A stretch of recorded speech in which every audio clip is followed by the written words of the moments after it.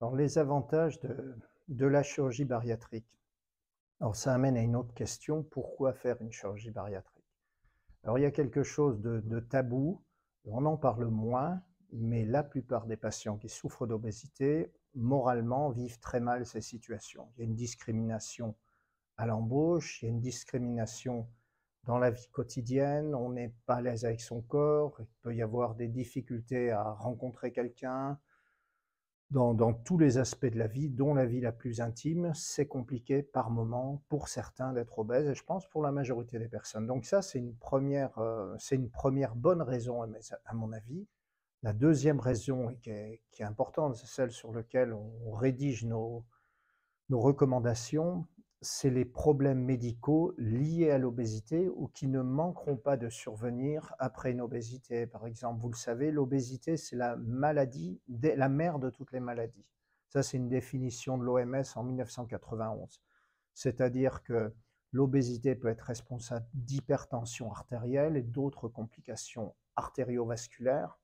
L'obésité peut favoriser les complications métaboliques comme le diabète, le cholestérol, les triglycérides et d'autres. L'obésité favorise l'apnée du sommeil, on dort mal on a nécessité de mettre un masque et récemment on parlait d'un enfant qui a 12 ans et qui a besoin de mettre un masque.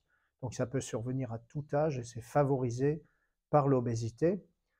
Ensuite, l'obésité, peut être responsable de complications ostéo-articulaires. On peut avoir très mal au dos, des problèmes de vertèbres, des problèmes de genoux et cetera. Une autre raison, les problèmes de fertilité chez les femmes. On sait que le syndrome des ovaires polykystiques, plus la fertilité est diminuée en elle-même par l'obésité. Et l'obésité peut favoriser cette maladie des ovaires polykystiques. Et doublement, ça va donc pénaliser et nuire à une potentielle fertilité. Plus des tas d'autres choses, l'acide urique, etc., etc. Donc il y a vraiment beaucoup de choses. Et puis la dernière, on n'y pense pas lorsqu'on est jeune, mais avec le temps, on commence à voir autour de nous des personnes qui souffrent de ça.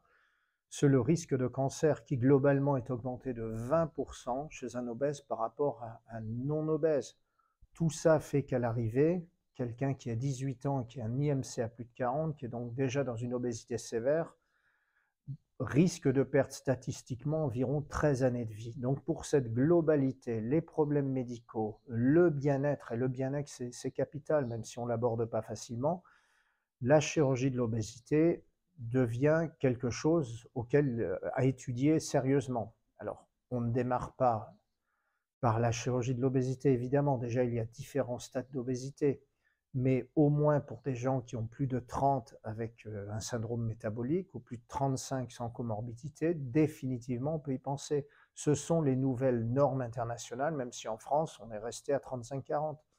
C'est pas pour rien. Donc, pour toutes ces raisons, la chirurgie peut être envisagée. Alors, évidemment, on va commencer par un suivi médical, il faut qu'il soit bien réalisé, par ce qu'on appelle des régimes, même si j'aime pas ce mot-là, c'est une privation, c'est négatif. On a d'autres solutions endoscopiques qui viennent, certaines, elles sont, alors le problème de ces solutions, c'est que ça marche pas mal, mais un certain temps.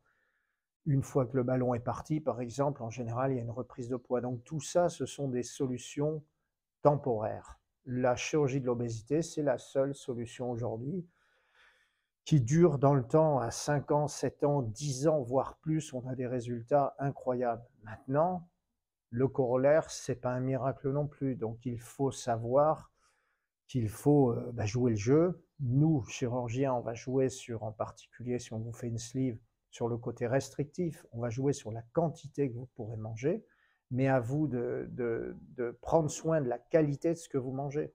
Puis enfin, la dernière chose, et qui est très importante, c'est l'activité physique. L'activité physique, ça va de pair.